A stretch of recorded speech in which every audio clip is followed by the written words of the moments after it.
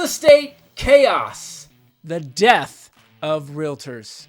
That's what we're talking about today on Talk on the Clock. We're going to put 8 minutes on the clock. I've got my man David Gavri here. David, why don't you introduce yourself real quick? Hey everybody, what's up? Thanks for tuning in. David Gavri here at Realty One Group Summerlin, also the host of the Vegas Faces podcast. Thanks for listening. Thanks for joining me, David. We got a lot to talk about today. I'm Rob Hau with Elite Realty. I'm all about houses and you, and today we are all about what's happening, the chaos, the crisis in real estate that does matter to you if you're a buyer or seller, and why it matters, and what you're hearing out there in the media, and what we're going to dissect it a little bit. Okay, we're going to help you even if you're an agent out there, but certainly if you're a buyer or seller in Las Vegas, Nevada, or anywhere around the country. I think you want to know a little bit about the truth of what's happening when it comes to commissions.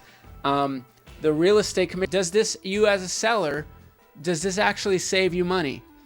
For example, 6% commission. It's gone. The 6% commission. Is this even a real thing? The 6% commission?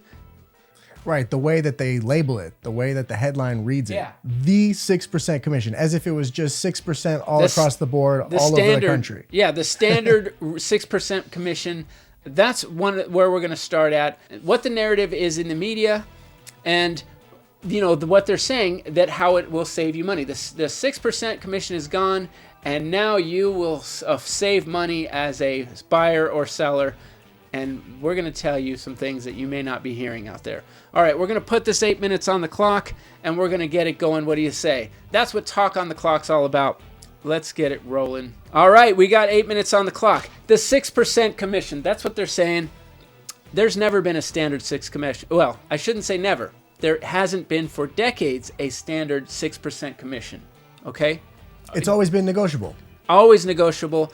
And so what I want to dive into is, like, why is the media saying that it's a standard? Like, you're literally saying everywhere you look. It's like that, you know, when you watch those reels of the video of every news station saying the same exact thing, mm-hmm. Like and everybody's and everybody's echoing the same thing. Yeah. That's what's happening right now when you watch the media that I see, and the mainstream media out there, or the larger media corporations.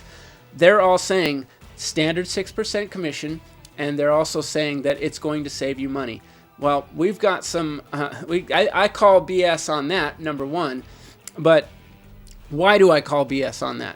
All right, let's talk about that a little bit. We're going to talk about the cons of this situation and some pros. Right away, I want to jump into a pro that is going to be helpful for people that are buying and selling. I think it is a big-time pro to allow buyers and sellers to have more clarity as to what's happening with their transactions. Okay, so it does appear that people are confused about whether or not, you know, commissions were negotiable. Mm-hmm. Now, why do you think they were confused? Because something like a house purchase or house sale, you only do that a small handful of times throughout your entire life. Most people, right? So I can understand why people had no idea when, depending on who they worked with, if they just told them, it's just a standard 6.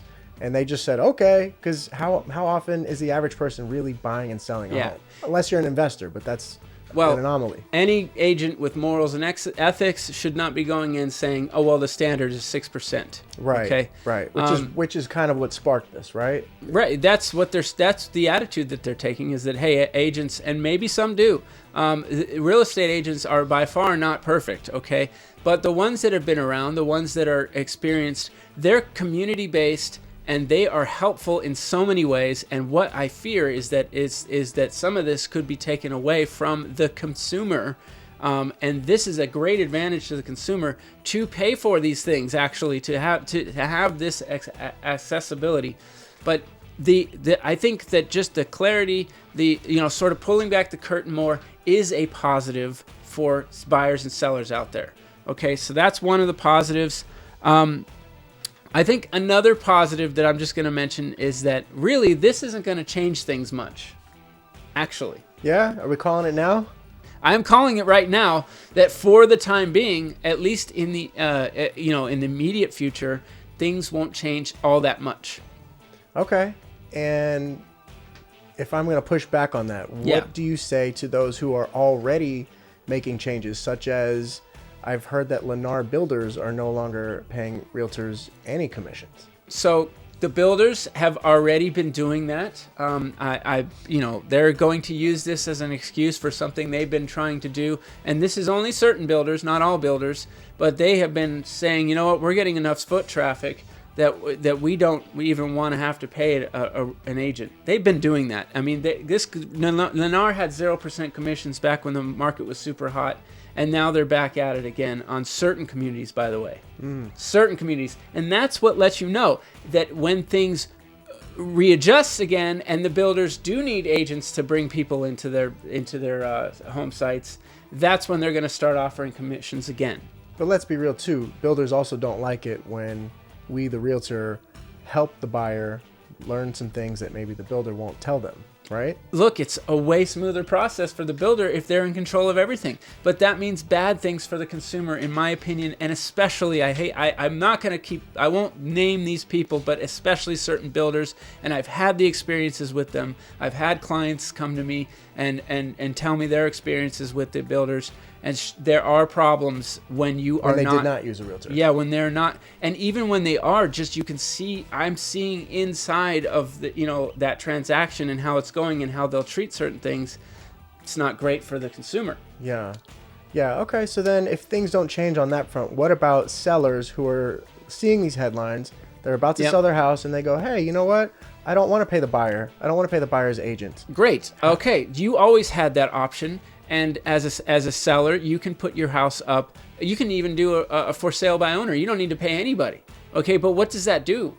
You're not getting the marketing. You're not getting the access to putting it out there in the world to get multiple buyers. Do you want to have? I know you're only looking for one person to buy your home, but do you want to have a lot of people available to do that you're showing your home to, or are you just showing it to 5 people at a time?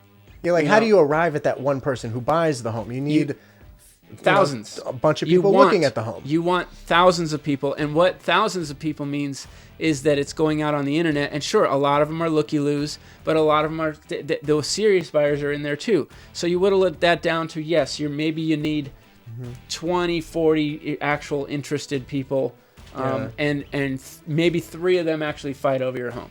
Yeah, but really you just need one. Like, I think it's a good thing for sellers in that now they kind of feel liberated. Like, ooh, I can try this and I can try that. Sure. And as opposed to maybe they felt stuck, like, oh, I just have to do it this one way. Yep. But also, like, I've never done tile before. And just because if a headline comes out there saying, hey, you don't have to pay contractors anymore, I'm probably not going to do my own tile. Yeah. Like, there's probably going to be a lot of headaches that come with that. I'll probably just go with the person who does it all day, every day. Yeah, I mean, when it comes to permanent things, I think you want to avoid the deal. The deal is the deal, okay? It's getting what you are set out to accomplish done, first of all, and getting competent people on your side. You want competent people that can do things on time, that can guide you through the process. Of course, that's all there. But as a seller, if I'm going to go ahead and look, I don't care down the road or whenever, this is going to not change.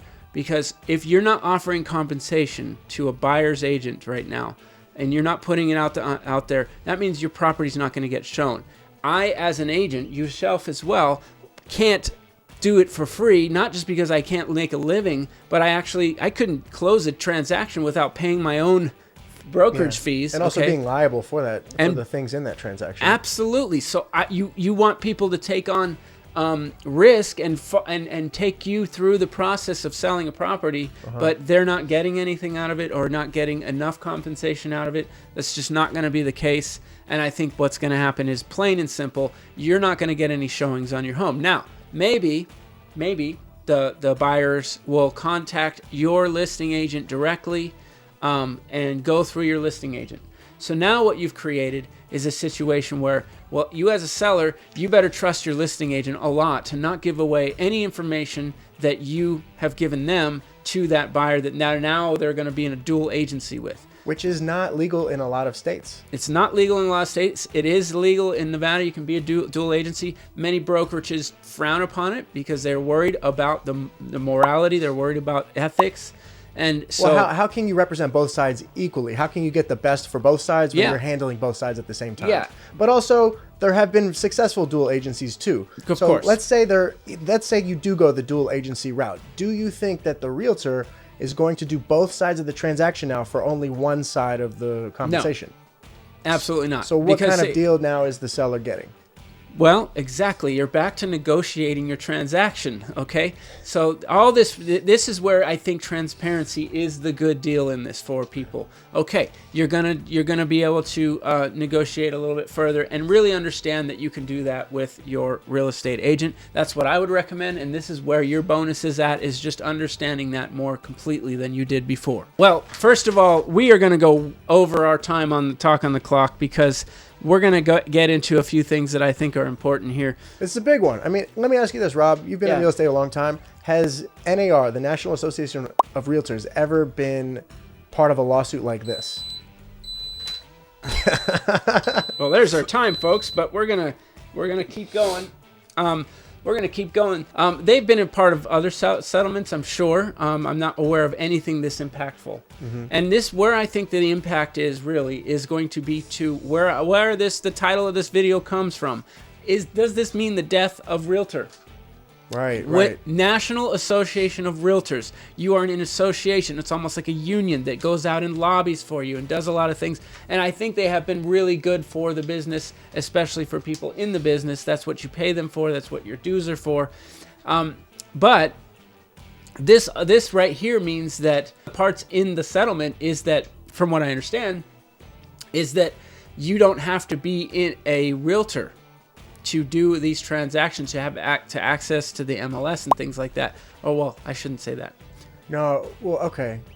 If we were to back up, I do know for a fact that they want to eliminate the visibility of how much each house compensates. So for instance, like right now, if a realtor goes on MLS, they can see each house that they're about to show their client, and some houses might compensate you at 3%, some might compensate you at 3.5, 4%, some might be 2 or 2.5%. So I think a part of that was they want to eliminate that so that realtors can't pick and choose and only show clients the 4% houses, and leaving behind the 1% houses. So now they want to take away that small little blurb that shows how much each realtor gets paid. But you're still going to find out before just like you take on a job, you want to know how much the job pays before you take on the job. That's ridiculous. Absolutely ridiculous. I do think that there are agents that will see a 1% listing and be like, nah, we're not showing that. But if you have a buyer that really wants to see that, you're going to have to, if you're all in, have morals and scruples, you're going to say, okay, I'll show you this property. Yeah. Okay. You're going to have to do that for your client's benefit. But that being said, yes, I think you're absolutely right that all it's going to mean is that we're going to check a little bit further, make sure that we're getting paid, because that's the bottom line here, is that you could have potential for 0% on a listing, which means that the seller isn't compensating anybody, and also they want the buyer now to help pay for the commission, which means on top of all the other fees that the buyer has to pay, on top of coming up with the down payment and being able to afford the home that they want to afford. Yeah. Now, how do we pay this agent who helped us? Not going to happen. And also, the sentiment that I keep hearing out there from people that don't really know much about real estate, they always say the same thing, which is, oh, we're going to pay you this amount of money to open doors. Like as if all we do is just open the door for the people. So I think there's a lot of, I don't know. Are they bots? I don't know what's going on with this stuff out there. I don't want to be a conspiracy theorist, but there is it's not a conspiracy theory. I think people just see it. They see the headlines. They just think like, oh, what do these people do? And when you do your job really well, you make it look easy. Absolutely. But there's definitely a lot more to the work than, listen, you could open 1,000 doors and not get paid. Okay? That's what you're getting compensated for, the totality of the work that you do. All the paperwork, all the little details and the nuances and what goes wrong with the inspection and all the and the fact that you don't get paid until it closes. I don't know. This is definitely one business. Now a lot of people. I worked in a business where prior to real estate. 16 years ago, I worked in every job I had. I got a consistent paycheck. If I showed up to work, I got a paycheck. Okay. For example, last year for myself, I did a whole lot of work. For example, last year I did a whole lot of work and didn't get paid for it because people were testing to see if it made sense to get involved in a market where there are higher rates. Okay, so I still did, I still made a living, but there was a lot of the work that I did that I didn't get paid for. Some people just wouldn't want to live that way. It's not an easy life to say, okay, I'm going to go out, I'm going to meet this stranger from San Francisco or from Chicago, and meet them, and I don't know if I'm getting paid. Okay, how does it feel? How does it, because and maybe people don't even know, but the realtor doesn't even get paid until the transaction completely closes. Nobody does. All the way. Nobody does. Whereas like a lot of a part of the argument, the inspector and appraiser. Sorry. Yeah, no, you're good. A lot of people think like, oh, I'm just going to hire an attorney. Okay, you're going to hire an attorney that is going to give you a 15-minute free consultation, and then after that, it's $300 an hour. Well, you think you're going to save money? And this is where that's ridiculous stuff too, because in certain states they use lawyers to do their title, to do their escrow. Okay, they use lawyers to do their escrow. So that's what they're talking about. It'd be the same thing as somebody saying here, I'm just going to go find my own title company, which you can totally do, and I'll use my own inspector, you can totally do, and I'll just go into a transaction and buy a home. Okay, well, what you're going to do though is you're going to find that either the listing agent needs to get paid by you because the seller's not paying them to run both sides of the transaction, or you're going to find out that indeed the seller actually just goes ahead and pays extra to that agent, and now there's a dual agency. Okay, this does not help the consumer in that way whatsoever. And I just want to get into the side of the where I think that things are really, where we started talking about this was in the messaging that's out there from the media. Why is this messaging happening? I do know that there are financial tech firms and there are real estate tech companies that want a piece of the billions of dollars in commissions that are out there. When it comes down to money, they're the ones trying to make the money. The savings is not going to get passed on to the consumer. The safety net that's been created, the transactions in which we do them that are very advantageous to buyers, and protect sellers is not what's in their best interest. It's the money. So is real estate at war with big tech? It has been. I mean, you think about it this way. Haven't they coexisted? Like, people use Zillow, and then once they find a house on Zillow, they call the realtor. And yeah, but see, that's sort of the snake in the grass a little bit, because yes, Zillow came in and did something very smart. They came in and they made it easier for the consumer to search homes and to look at homes and to get the zestimate, the value. They gave their little zestimate, which value. are never accurate. It's not always accurate, but it gives people an idea of where they're at on their home. So they did a number of things that are consumer friendly. Okay, the thing that they're doing though is they're taking that information from multiple listing service and then third partying it. But they third-partied it in a better way than the first party did it, right? They did it better than the MLS did it. And so what they're doing, their business model from the beginning has been to resell leads. So they're taking, like, say I have a listing, and there are buyer's agents that can get involved in and pay Zillow for the leads that would normally go to the listing agent. When I started in this business, I would get leads, internet leads directly off my listings, people calling me. Now it very rarely happens, or much more rarely happens, because it's harder to get through. They say contact an agent on there, right? Mm-hmm. It's an agent, it's not the listing agent, and sometimes they show the listing agent, but it really doesn't go to the listing agent. It goes to somebody else that's going to say, hey, I'll show you the property. Somebody else who paid to have those people call them. And that's been Zillow's model. Now, they've gotten into other things that have allowed them to make money. And that's because they drive so much traffic to these sites, including, but not limited to, opening their own brokerages. And this is one of the things where, for example, I would point out, Redfin is out there. I see Redfin agents going, we do a 1% listing. We've known we wanted to save people money all along. where's the fine print, folks? The fine print is that they might do a 1% listing on the front, but they might do a 1% listing on the front end, but there are caveats to how they're doing that 1% that in the end they still get paid for that. First of all, they're going to have transaction fees that are higher. Second of all, they're going to have a stipulation that says, I'll do this 1% for you, but you're going to buy, and as long as you're buying something higher priced than what you're selling, then I will do the 1% listing for you. It's like when Uber came along. It's like, ooh, it's so much cheaper than taxis. And then they started with the surge pricing. And then all of a sudden, oh, there's a fee for this. And they get you in. Same with Grubhub. You're paying more for the convenience, but for that same food entree that you would pay in person at the restaurant. 100%. You're paying more. So it's they get you on the back end. It's the hook in, get people using the service, and then eventually things. And that's where I think the death of the realtor really actually comes in, is in the long term. It's in the long term. Are we going to get replaced by an app, Rob? I don't know how that happens with housing, but to some degree, yes. In fairness, if I'm trying to think in the buyer and seller's shoes, doesn't everyone just want to be able to push a button and buy a home and push a button and sell their home? As easy as an app, boop, push a button. Sure. Bam. Everybody loves convenience, but you pay for convenience. And you pay for it in one way or another. You pay for it in one way or another. And that's going to be whether it's going to be on the security side of things, on the liability side of things. If the T's aren't dotted and crossed and the I's aren't dotted in these transactions, you're going to see more. Speaking of litigation and why attorneys might take these Can we also talk about how much attorneys get paid? Everyone's mad about realtor 6% commissions.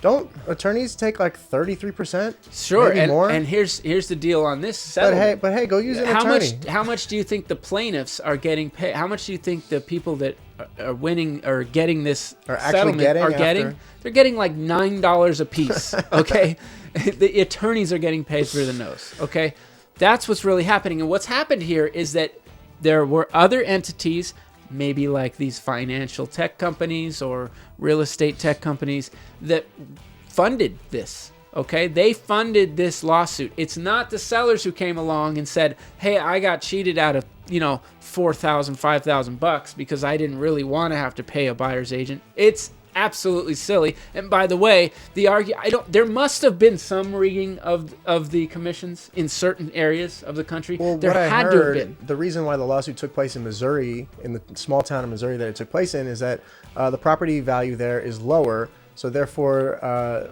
it was an easier way to find agents who might have conspired to set the commissions higher so that they could make more on these, maybe $100,000, $150,000 houses. So it was like the perfect place and the perfect time. Especially, we're at a time where housing is very expensive. It's very hard for people to find a home. Yep. So something has to budge. Something has to change. So it's kind of a perfect storm of timing and find the right place. Of all places in the country, where can we find the best place to win a lawsuit? Where they actually did do some rigging of commissions. That doesn't surprise me that there would be, these sort of Lone Ranger areas where they've had some of those situations. It just sucks that if there's some bad apples over here, all of a sudden the whole country is filled with bad apples. It's kind of a bad generalization, I think. I 100% agree, and I would just tell you my somewhat anecdotal situation is that what I see and what has happened is that in my career, commissions have actually gone down. I started out in this market where it was devastated, and actually I had to fight the banks for my commission because I would be doing short sales and you'd have to make an agreement. Sometimes they didn't want to pay a commission, and I'd have to fight for my commission and maybe the buyer's agent that was on the other side if I wasn't representing both sides, which I did do a lot of dual agency at that time. Anyway, I would have to fight for that. And what I've seen is that commissions have gone down.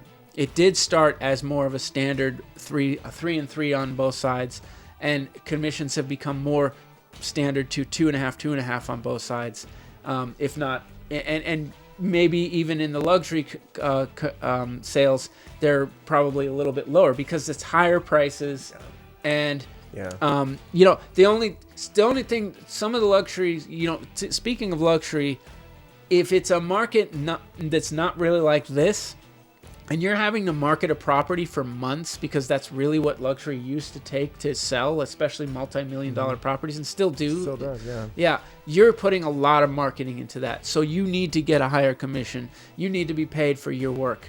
Okay, so, but in an easier, let's say, time like this, where you do see that those, $1.5 million, $2 million properties are selling pretty quickly, maybe the seller says, I will negotiate a little more down on that listing price, because I don't think that the agent has to do as much work. Yeah. Yeah. Is there any kind of worry that now that everything's negotiable, well, not even now that everything's negotiable, it always has been, it's just now that everyone knows that everything's negotiable, do we see all kinds of different scenarios where it's not even, like, oh, I'll pay Rob $500 to help me sell my home. Okay, great. What are you going to do for $500? Like what's going to happen, I feel like, is that we're going to see houses that are going to be on the market for a very long time, all because of how they chose to compensate both sides. And maybe after a while, the market will dictate what works and what doesn't work. And then there might be a new set of standards, but not set in stone to where it's a monopoly like people are arguing right now.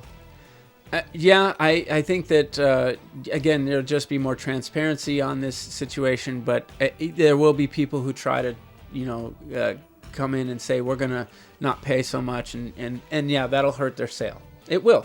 It just will. I think you're going to get lesser agents, more desperate agents. If you're smelling money on an agent, you got a problem.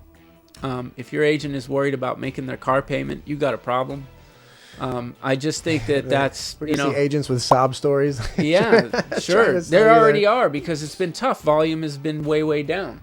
People aren't selling as many homes. So if you were at a time where it was low-hanging fruit to just go out and be an agent and sell a property like this, and you get more and boom, boom, boom, and there was a lot of volume, then now you're in a low-volume territory and you can't do that. How does the seller and how does the buyer benefit from this? What are some of the light at the end of the tunnel for the consumer?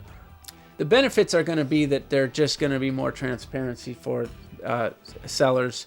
And I don't know, it's tough for me to really put my finger on a lot of the benefits. It's because I don't agree with the media's narrative that it's going to be less expensive for people in the long run. This to me is it's like taking out a pillar so that other entities can come into this business.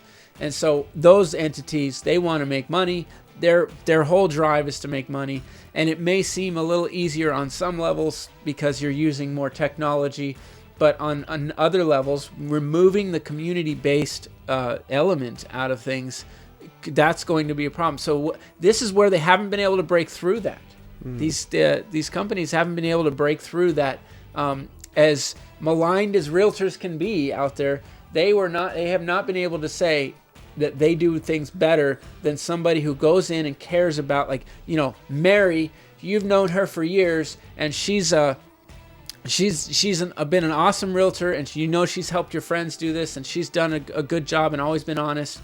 And now here comes tech company one, who is very stiff and rigid and doesn't have a Mary community-based person on their side that comes in and helps you with a number of different things.